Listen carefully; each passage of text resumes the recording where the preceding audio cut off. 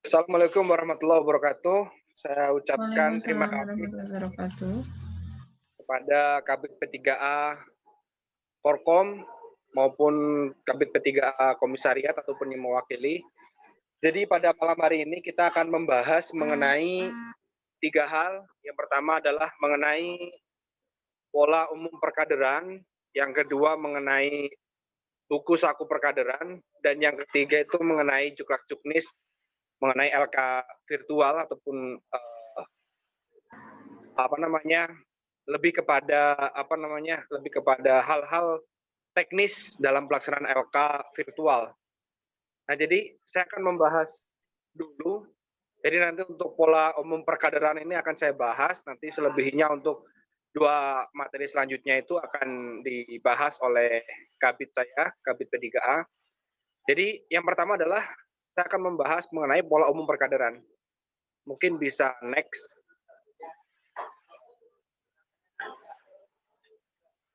Ya, jadi dalam pola umum perkaderan, jadi konsepnya adalah kader itu kita bedakan menjadi 2 hal. Kader yang memang ingin mengembangkan skill, yang pertama. Yang kedua adalah kader yang ingin mengembangkan kepemimpinan atau manajerial. Sehingga dengan mengetahui potensi tersebut, kita dapat mendistribusikan kader sesuai dengan apa yang diminati oleh kader, apa yang ingin ketika dia masuk HMI.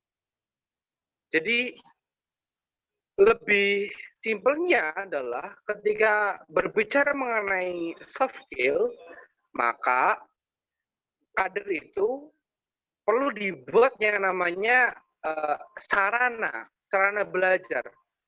Ini bisa berupa komunitas komisariat, ataukah bisa juga berupa program-program kerja komisariat yang kader itu nanti bisa berkembang kepada ranah LPP cabang, kader berprestasi, karya tulis, ataupun mawapres dari kader itu. Terus yang selanjutnya adalah manajerial. Jadi ketika kader itu berpotensi menjadi seorang pemimpin, maka itu nanti dari awal itu harus mulai diaranahkan kepada ranah-ranah kepemimpinannya adalah nanti pada intrakampus, menjadi founder, menjadi pengurus cabang, pengurus korkom, batko hingga PB. Nah, next. Oke, selanjutnya.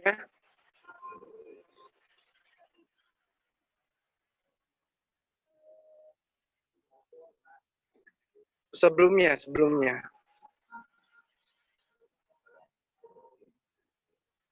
Yang ini. Oke.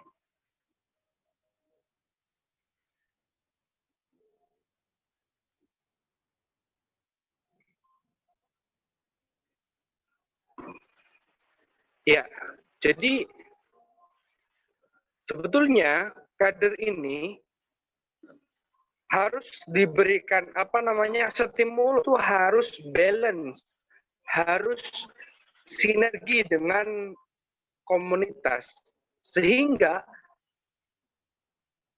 komunitas ini ketika kita berbicara mengenai pembentukan komunitas komisariat ya, jadi komunitas ini adalah program-programnya pengurus, disesuaikan dengan bidangnya masing-masing. Sehingga sebetulnya di sini tidak akan ada tumpang tindih. Jika kader-kader yang memang tadi di awal itu ingin mengembangkan skill, itu nanti masuk ke komunitas, terus kader-kader yang ingin mengembangkan pada ranah-ranah kepemimpinan, nanti dimasukkan pada pada kepengurusan. Sehingga nanti yang membahas mengenai manajerial dari program kerja adalah kader-kader yang ingin mengembangkan ke ranah skill, ke ranah kepemimpinan, di mana mereka itu dimasukkan ke dalam kepengurusan. Sedangkan kader-kader yang ingin mengembangkan pada ranah pengembangan skill, maka dia masuk ke dalam komunitas. Sehingga di sini sebetulnya komunitas bukan lagi sebuah organisasi, melainkan komunitas adalah sebagai wadah, Sehingga dalam komunitas ini itu tidak ada yang namanya ketua ataupun struktural kepengurusannya, melainkan PJ. Siapa PJ dari komunitas itu? PJ-nya adalah departemen dari bidang yang bersangkutan. Sehingga hematnya nanti pengurus sebetulnya tidak begitu banyak, nggak terlalu banyak.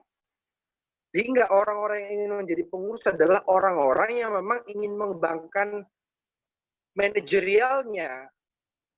Selain itu, baik perkembangan kader.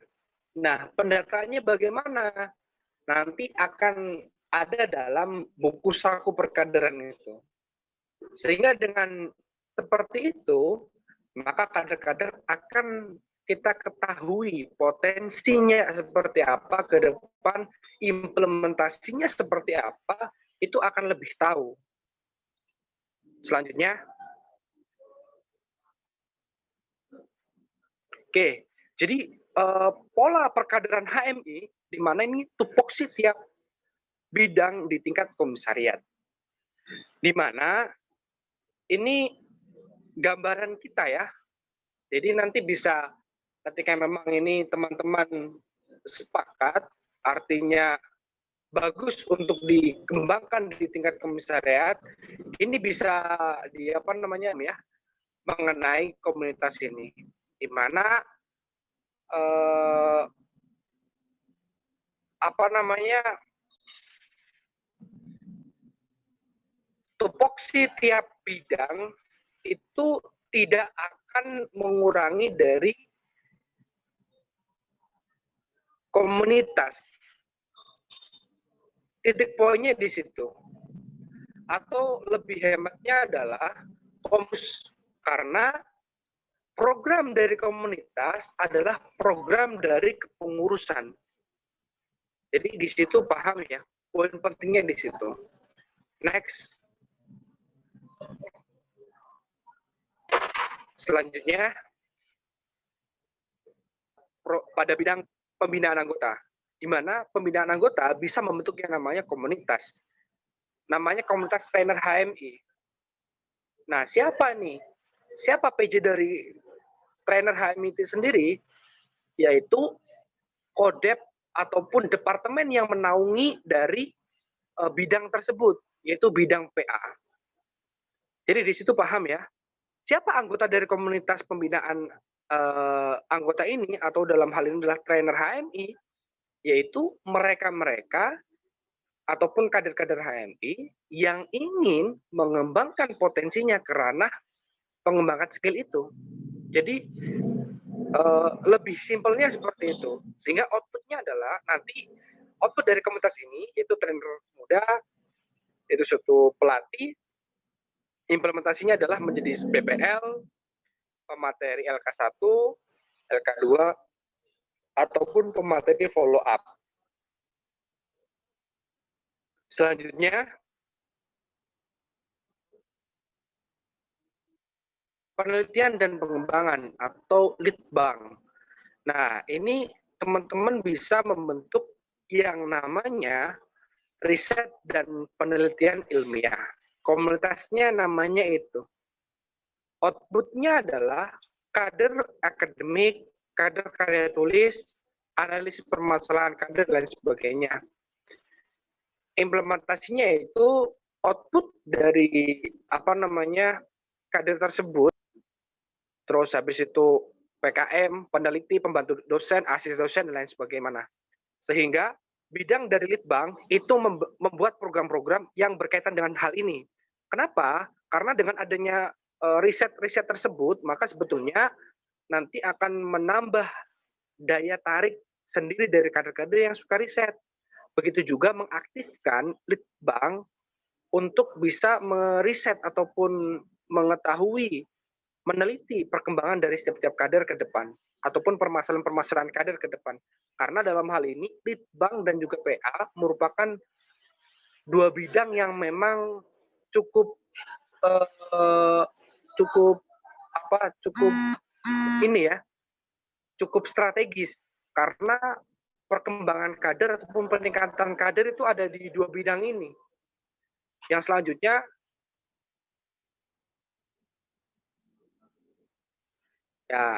adalah keprofesian. Jadi nanti di sini bisa membentuk yang namanya komunitas konten kreator, implementasinya YouTuber, terus yang kepenulisan nanti ya non fiksi itu bisa berupa UKM, LAPMI, konten kreator dan lain sebagainya. Artinya di sini lembaga profesi nanti bisa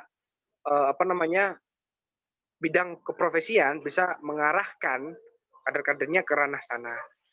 Terus yang selanjutnya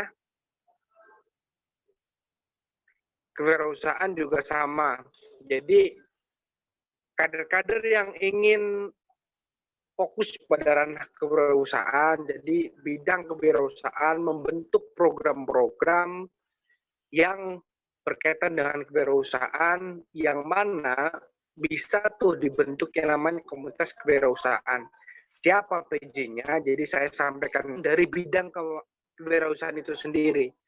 Anggota dari komunitas ini siapa? Ya kader-kader yang memang ingin mengembangkan fokus di situ.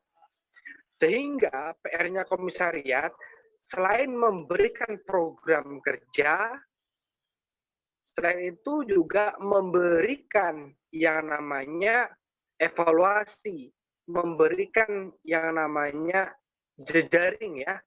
Jadi kan Pak, ya teman-teman komisariat, teman-teman pengurus khususnya di bidang kewirausahaan ini.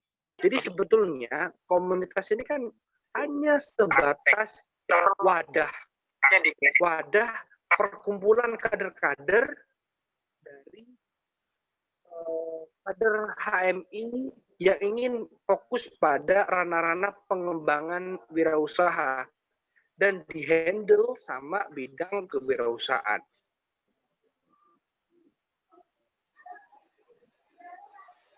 Selanjutnya PTKP. Nah, PTKP ini bisa membentuk yang namanya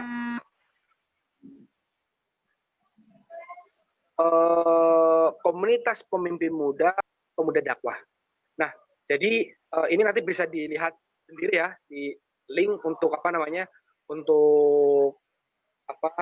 untuk slide-nya. Tapi di sini saya sampaikan dari tadi komunitas PA hingga PTKP ataupun bidang-bidang lain itu sudah kita sesuaikan dengan tupoksi di tiap bidang yang memang kita mengacu pada hasil-hasil kongres ataupun pola umum perkaderan. Jadi tupoksi bidangnya di situ. Kan selama ini teman-teman PTKP itu kan hanya difokuskan pada pemenangan Presma dan lain sebagainya. Padahal banyak sekali itu teman-teman PTKP untuk mengembangkan kader-kader, baik itu menjadi seorang pemimpin muda, habis itu pendidik muda, itu bisa juga menjadi pemuda dakwah. Artinya yang ini menginisiasi itu ya teman-teman PTKP, sehingga di situ itu juga menjadi selanjutnya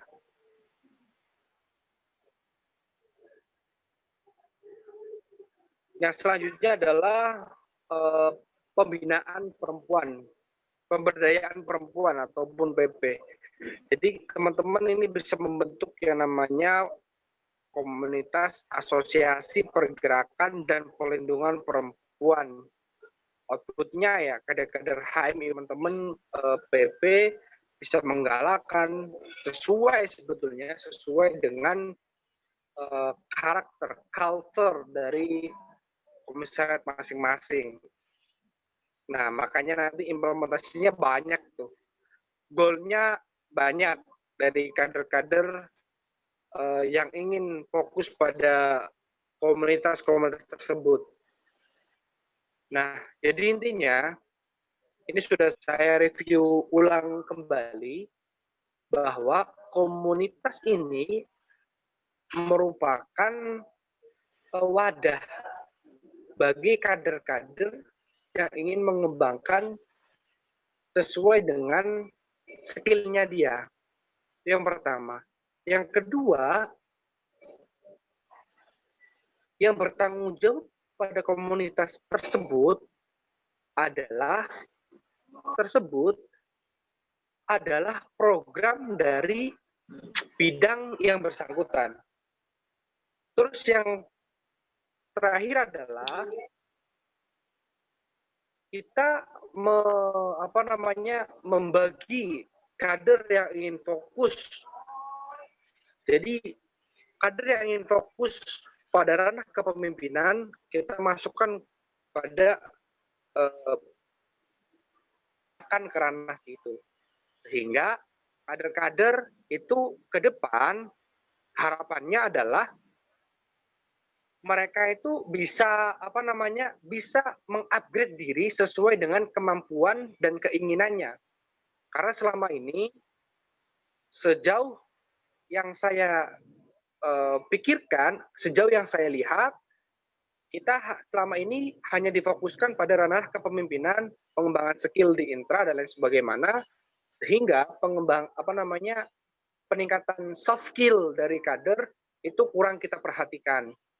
Begitu juga dengan kita mempunyai program-program dari bidang-bidang, tetapi permasalahannya adalah ketika bidang tersebut membuat program kerja, itu banyak salah sasaran inginkan, sehingga goalnya tidak begitu jelas. Oleh karena itu, untuk memperjelas dari goal pengembangan kader, maka dibentuk sebuah komunitas yang mana komunitas tersebut akan menjadi wadah mereka. Sehingga teman-teman komisariat nantinya akan dibantu dengan adanya buku saku perkaderan bertujuan untuk mengetahui perkembangan kader dan permasalahan-permasalahan kader. Nah, jadi itu yang bisa saya sampaikan. Terima kasih. Wassalamualaikum warahmatullahi wabarakatuh. Waalaikumsalam warahmatullahi wabarakatuh. Mungkin dari adik-adik komisariat ada pertanyaan yang kurang jelas terkait dengan pola perkaderan yang telah disampaikan oleh Mas Faris, bisa langsung ditanyakan ke di sini. Monggo untuk adik-adik.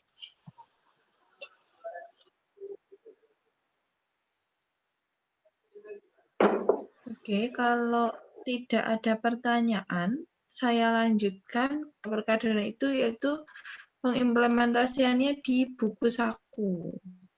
Nah, saya share screen dulu.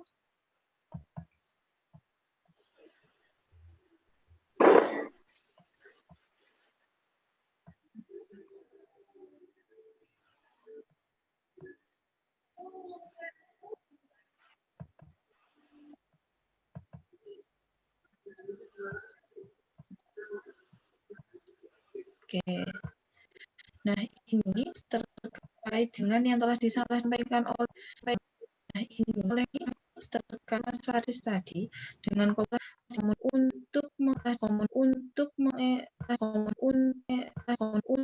buku saku. Jadi buku saku ini sebagai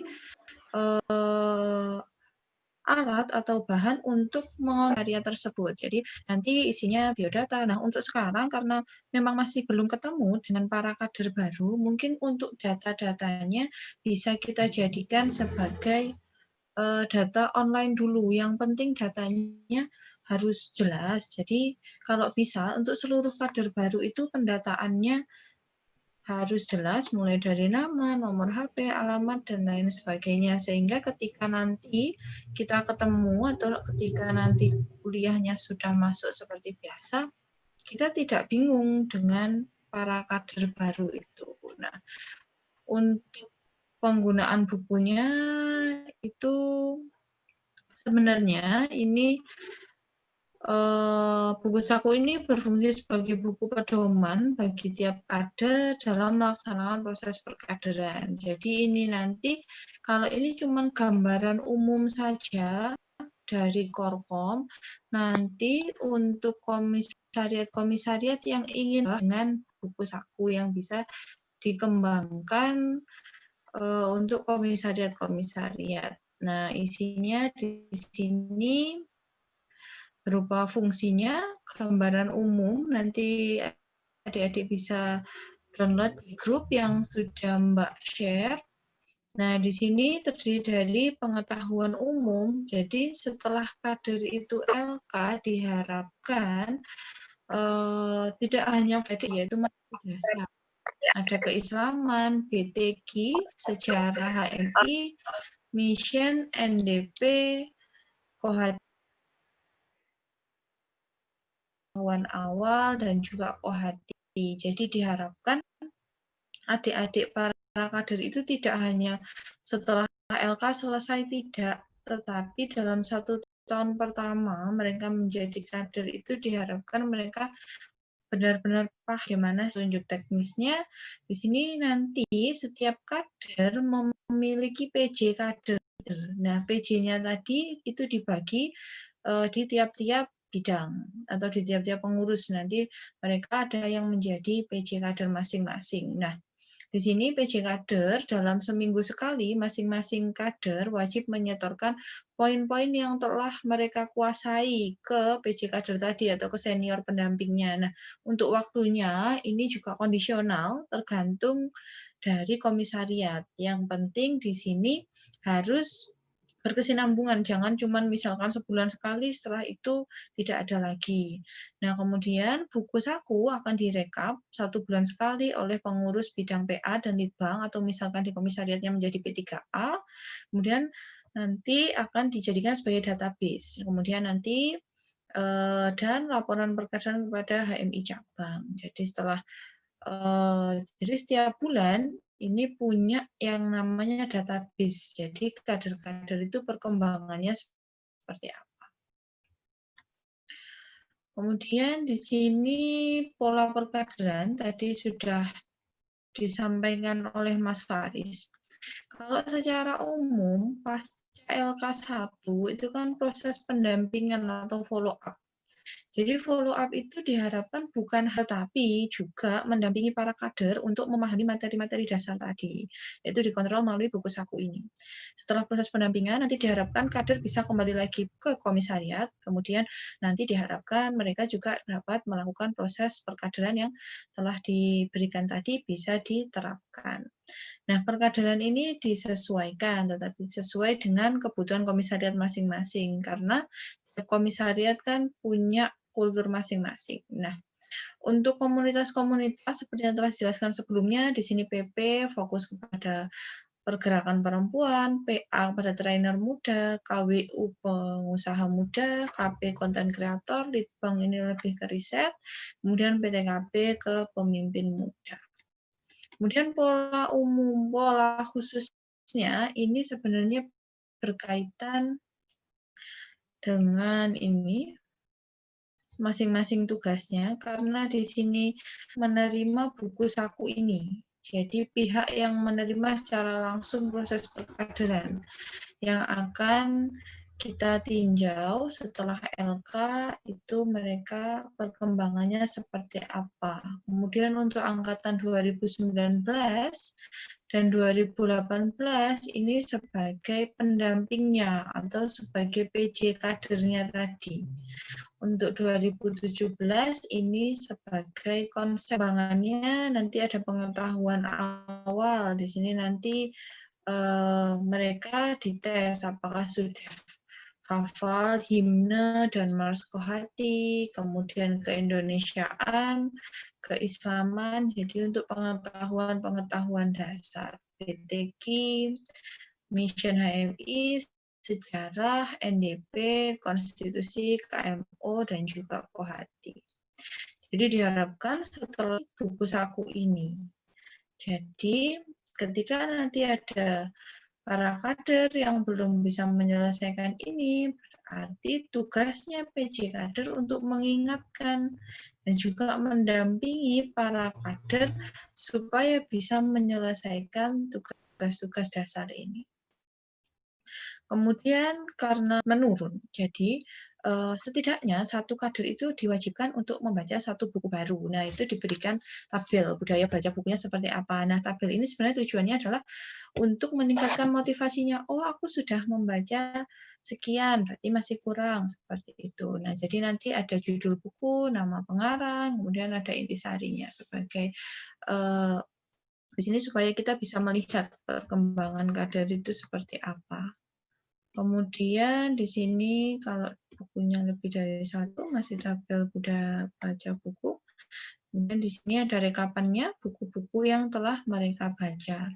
Kemudian di sini adalah ada tabel controlling kader. Nah, jadi di sini nanti untuk para PJ kader itu juga sharing atau melihat ketika kader itu perkembangannya sejauh apa. Nah, nanti di sini ada waktu, kegiatannya apa, kendalanya apa, kemudian diberikan oleh para kader itu seperti apa. Misalkan dia lolos PKM atau karya tulis, nanti bisa ditampilkan di sini.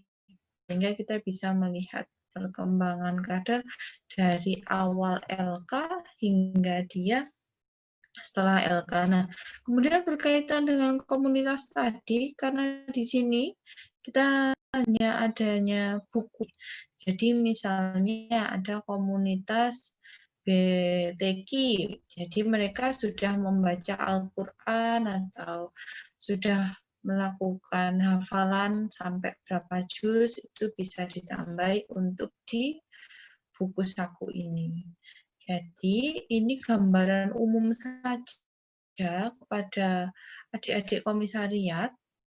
Ini bisa diterapkan, bisa juga ditambahi maupun kita sudah tahu perkembangannya itu seperti apa, atau kita bisa mengontrol mereka setelah LK, kemudian pasca LK itu seperti apa, dan diharapkan di sini data-datanya jelas. Nah, kalau langsung, maka data-data ini bisa kita jadikan data-data online. Jadi, nanti para PJ Kader bisa membuat sesuai format masing-masing di online kan. Jadi, setelah adik-adik yang sudah di LK kan, untuk komisariat-komisariat yang sudah LK, itu tidak hanya di follow up kemudian selesai, tetapi mereka juga harus dikembangkan potensinya, seperti itu. Mungkin ini saja untuk gambaran dari buku saku perkaderan Korkom UM. Adik-adik kalau ada pertanyaan bisa monggo langsung ditanyakan.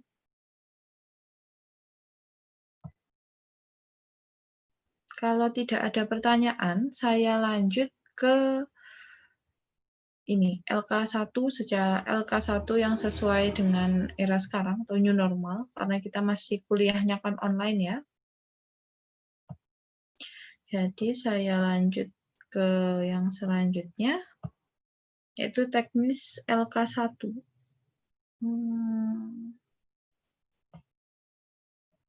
Nah, untuk adik-adik yang sudah LK1 kemarin, ini bisa dikembangkan juga bagi yang pengen mengadakan LK1 susulan ataupun bagi yang belum mengadakan LK. Nah, karena kondisinya kuliah sekarang sudah dipastikan online hingga akhir semester ini, sehingga mau tidak mau kita juga harus menyesuaikan kondisi ini. Nah, untuk skema atau alurnya yaitu calon kader, kita cari calon kader dulu, kemudian Maperca, kemudian LK1, follow up, peningkatan skill, kemudian follow up.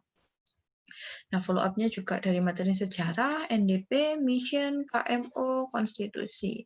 Nah, untuk follow up bisa melalui webinar, antar peserta sesuai dengan tema penugasan, yaitu diberikan tugas, karena sejarah ini kan sebenarnya materinya sangat luas, sehingga kita bisa membaginya supaya menjadi enak, itu diberikan tugas kepada para peserta, kemudian NDP bisa mengadakan sekolah NDP, kemudian analisis sosial, training, survei, kemudian konstitusi ada survei persepsi terhadap HMI kepada mahasiswa. Nah, untuk seluruh kegiatan ini bisa dilakukan secara online, tapi untuk pelaksanaannya juga tetap harus meskipun online jangan hanya memberikan tugas, tetapi tetap harus ada interaksi antara pengurus, misalkan dengan para kader.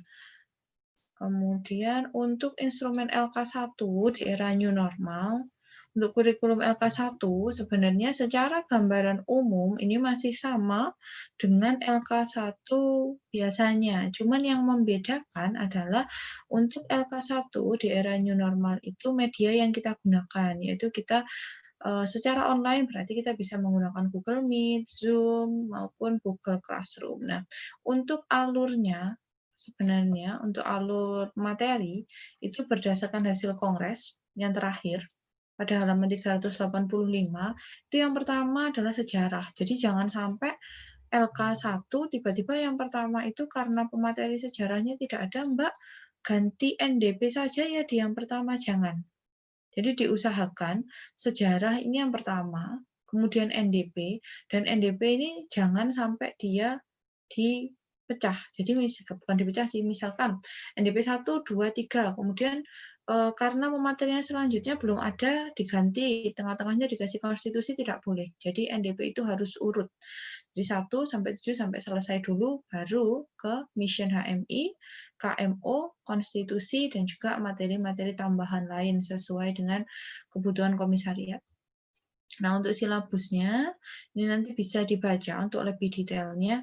Nah, di sini untuk alokasi waktunya, itu kita mengalokasikan 6 jam. Nah, 6 jam ini bukan materi langsung pemberian materi semuanya tidak, tetapi di sini ada 30 menit itu pretest dan post-test. Jadi untuk para peserta diberikan waktu selama 30 menit, kemudian 2 jam penyampaian materi, kemudian 2 jam 30 menit ini penugasan. Nah, 2 jam 30 menit itu bukan berarti kita memberikan tugas yang harus dikerjakan terus-menerus selama 2 jam 30 menit, tidak. Tetapi kita memberikan tugas, misalkan kita memberikan tugas di materi sejarah, mencari sejarah tentang keindonesiaan. Nah, itu waktu yang kita berikan untuk mengerjakan adalah 2 jam 30 menit.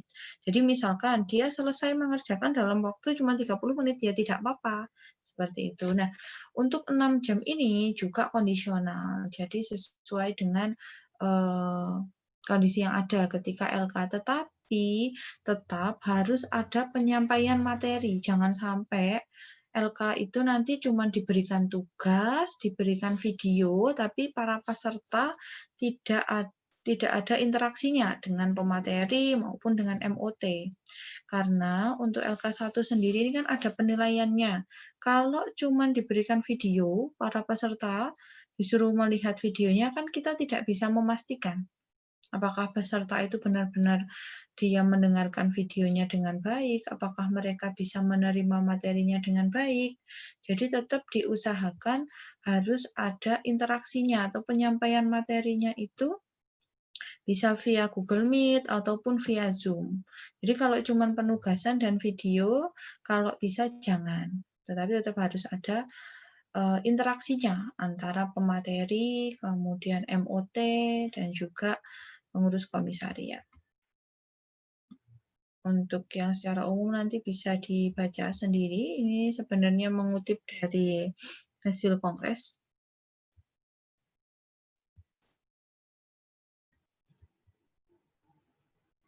Kemudian untuk materi yang selanjutnya yaitu NDP.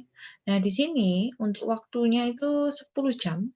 Yaitu 2 jam 30 menit ini untuk materi, 7 jam 30 menit ini tugas. Misalnya bisa diberikan tugas pembuatan vlog atau analisa video yang dikaitkan dengan nilai NDP. Jadi nanti diberikan materi dulu selama 2 jam 30 menit materi, kemudian yang 7 jam itu adalah waktu untuk para peserta mengerjakan tugasnya. Kemudian untuk yang selanjutnya ada mission. Di sini Untuk waktunya 4 jam, 2 jam materi, 2 jam tugas. Nah, untuk tugasnya ini juga bisa bervariasi, bisa diberikan tugas berupa bagaimana sih pengimplementasian HMI dengan materi pokok bahasan, dan juga tetap harus ada pretest dan posttest. Nah, nanti untuk pretest dan posttest kan biasanya dari MOT atau dari BPL. Kemudian KMO waktunya 3 jam, 2 jam materi, 1 jam penugasan. Kemudian konstitusi di sini waktunya adalah 2 jam. Di sini nanti 1 jam pemberian materi, kemudian 1 jam lagi untuk penugasan. Nah, untuk waktu pelaksanaannya ini sebenarnya bisa seperti LK1 seperti biasanya, misalnya hari Jumat, Sabtu, Minggu.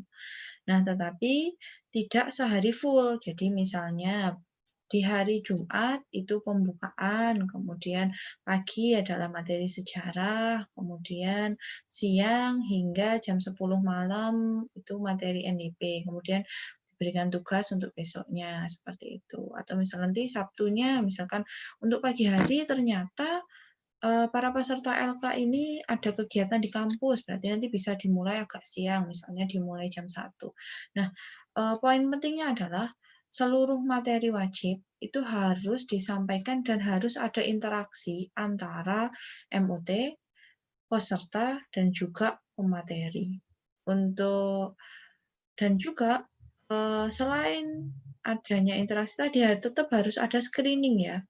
Jadi screening jangan hanya adik-adiknya disuruh ngisi misalnya Google Form ya gitu, jangan, tetapi tetap harus ada interaksinya. Kalau bisa nanti tetap misalkan kalian bisa pakai Zoom, Meet ataupun video call.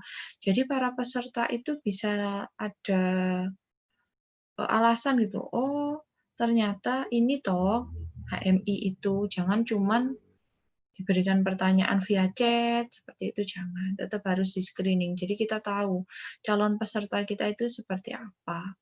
Nah, kemudian formulirnya bisa melalui Google Form, ini bisa dikembangkan masing-masing. Kemudian syaratnya kan pasti sudah harus terdaftar sebagai mahasiswa, ini sudah syarat-syarat umum ya.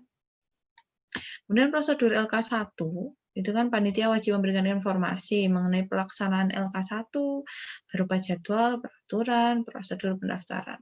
Panitia tidak dibenarkan menggunakan tema. Jadi ini yang harus hati-hati. Terkadang masih banyak komisariat yang menggunakan tema. Jadi LK1 itu temanya sudah tercantum di hasil kongres. Jadi jangan diberikan tema yang lain. Kalau ada tema yang lain, itu berarti bukan LK1, tetapi seminar. Kemudian panitia diwajibkan memposting kegiatan dan profil pemateri. Jadi supaya para peserta ini juga tahu siapa sih pematerinya. Kemudian panitia dan BPL ini sebelum disampaikan materinya biasanya kan menggunakan PPT ya. Jadi harus dicek dulu PPT-nya. H-3, ini kondisional, kalau bisa H-3, acara berlangsung bisa juga dilakukan webinar dengan panitia dan BPL. Jadi tetap harus ada komunikasi, jangan sampai nanti BPL tiba-tiba langsung ngelola di hari H dan dia tidak tahu apa-apa terkait dengan LK1 yang dilaksanakan. Jadi tetap harus ada komunikasi dengan pihak BPL. Kemudian satu peserta dihandle oleh satu kader HMI atau pengurus komisariat yang bersangkutan dan disesuaikan dengan kesamaan visi dari kader dan kader yang akan menghandle-nya. Jadi kalau bisa seluruh peserta itu sudah ada yang menghandle atau dia sudah ada yang megang gitu loh. Jadi jangan sampai tiba-tiba peserta LK dia ikut tapi dia tidak tahu apa-apa, dia tidak tahu siapapun, dia cuma ikut aja, itu jangan. Jadi kalau bisa nanti seluruh pengurus itu sudah mengenal atau sudah berinteraksi dengan para peserta LK1. Pelaksanaan LK1 itu bisa dilaksanakan selama 7 hari, 5 hari penyampaian materi, 2 hari digunakan untuk pelaksanaan screening. Bisa 5 hari, bisa juga 3 hari. Yang penting semua materi wajib telah disampaikan. Kemudian LK1 dikemas semenarik mungkin karena para mahasiswa baru itu kan baru mengenal kehidupan kampus, kemudian mereka juga sebenarnya sudah agak lelah dengan seluruh kegiatan pembelajaran online. Jadi kalau bisa untuk LK1 secara online ini atau di era new normal ini dikemas semenarik mungkin. Jadi materi tetap disampaikan semuanya, tetapi diusahakan peserta itu tidak bosan dan tidak merasa terbebani. Jadi tetap diberikan tugas, tetapi tugasnya jangan sampai seperti tugas kuliah yang membuat mereka malah menjadi frustasi gitu, jangan. Kemudian panitia wajib membuat testimoni dari para alumni ataupun pihak-pihak yang dapat mendukung kegiatan LK1HMI. Ini sebenarnya bukan wajib, tetapi kondisional juga. Ini adalah salah satu hal yang bisa menarik calon peserta.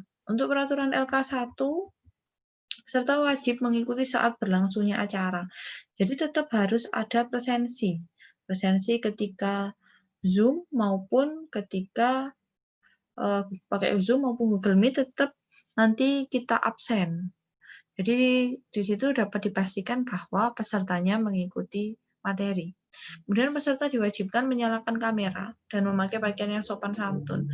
Karena ini adalah training formal, jadi diusahakan seluruh peserta itu menyalakan kameranya. Jadi kita bisa tahu apakah dia mendengarkan atau dia hanya gabung saja kemudian ditinggal tidur, kan seperti itu. Saat berlangsungnya acara, peserta tidak diperkenalkan meninggalkan forum kecuali ada hal-hal tertentu. Poin 3 yang dimaksud seperti misalkan dia izin ke kamar mandi ataupun misalkan dimintai tolong keluarganya, seperti itu. Bagi peserta yang izin meninggalkan forum harus izin melalui chat di aplikasi Zoom atau Google Meet kepada dari pihak BPL yang bertugas. Peserta wajib mute audio saat berlangsungnya acara supaya nanti LK-nya bisa kondusif. Peserta wajib hadir 5 menit sebelum acara berlangsung. Jadi sebelum penyampaian materi itu dipastikan pesertanya sudah hadir. Jadi para pengurus yang tadi menghandle masing-masing kader diharapkan ketika LK atau ketika penyampaian materi berlangsung, mereka juga memantau apakah para peserta ini sudah gabung di Zoom ataupun Google Meet atau belum. Gitu. Untuk waktunya ini kondisional sesuai dengan kebutuhan komisariat. Kemudian setelah LK1 nanti setelah LK selesai tetap harus ada follow up dan juga pengembangan kader tadi. Nah, untuk pretest dan post-test nanti bisa dipakai aplikasi Quizzes dan juga banyak aplikasi-aplikasi lain. Kemudian peningkatan dan pendistribusian skill kader baru. Jadi sebenarnya kelanjutan dari pola perkaderannya tadi. Jadi ini sama dengan yang telah dijelaskan Mas Faris tadi. Jadi setelah LK1, kemudian kita laksanakan follow up dan juga pengembangan potensi kader. Jadi kita bagi kader ini nanti sukanya apa, itu dibagi ke masing-masing bidang seperti itu sehingga para kader baru ini tahu apa yang mau mereka kembangkan selanjutnya seperti itu. Ya, mungkin sampai sini saja penyampaian dari saya. Mungkin ada pertanyaan dari adik-adik.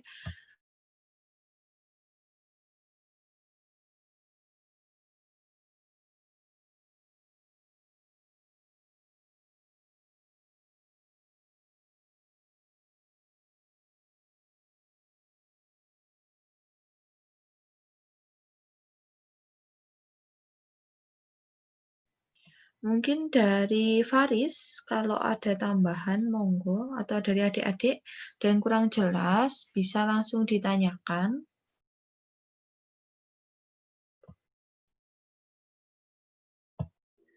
Ya, jadi saya mencoba untuk menambahkan Bu Kabit. Jadi pada intinya adalah di sini pola umum perkaderan ataupun buku saku perkaderan ini merupakan ikhtiar kita bersama-sama untuk bisa mengetahui potensi kader, mengembangkan potensi kader, selain itu juga ya mendistribusikan kader sesuai dengan apa yang memang diinginkan oleh kader. Oleh karena itu, kita harus mempunyai data itu. Data itulah yang memang nanti akan database melalui buku saku perkaderan itu. Sehingga data itu bisa menjadi acuan para pengurus komisariat, khususnya teman-teman presidium, terutama pada bidang litbang,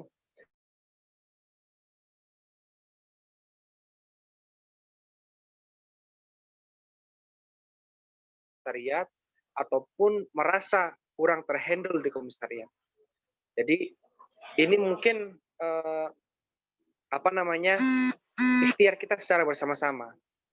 Jadi saya berharap kepada teman-teman P3A komisariat ataupun ketua komisariat yang memang hari ini menghadiri dalam sosialisasi dan peluncuran buku saku perkaderan, silakan ditanyakan. Karena yang bersentuhan langsung mengenai perkaderan dan juga yang mengimplementasikan dari buku perkaderan ini dan pola umum perkaderan teman-teman komisariat. Jadi tambahan saya seperti itu, Bu Kabid. Terima kasih. Terima kasih untuk Ketua Umum Komisariat. Bagaimana adik-adik, apakah sudah jelas atau ada yang ditanyakan?